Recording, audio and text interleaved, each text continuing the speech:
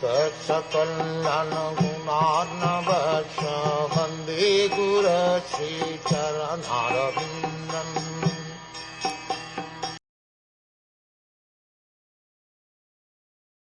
When I think of Lord Krishna, how he was born in the prison house of Vasudev, although he is unborn, how he went away from his father's protection to Vraj and lived there incognito out of fear of the enemy, and how, although unlimitedly powerful, he fled from Mathura in fear, all these bewildering incidents give me distress. Because Lord Sri Krishna is the original person from whom everything and everyone has emanated, aham sarvasya prabhava janmadhyasya yata, nothing can be equal to or greater than him.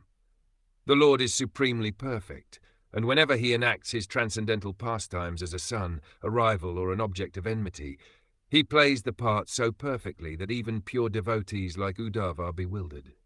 For example, Uddhava knew perfectly well that Lord Sri Krishna is eternally existent and can neither die nor disappear for good, yet he lamented for Lord Krishna.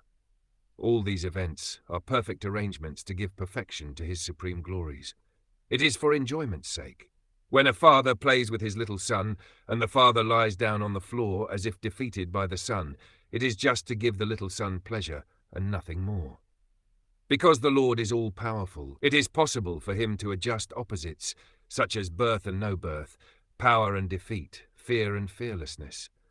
A pure devotee knows very well how it is possible for the Lord to adjust opposite things, but he laments for the non-devotees who, not knowing the supreme glories of the Lord, think of him as imaginary, simply because there are so many apparently contradictory statements in the scriptures. Factually, there is nothing contradictory.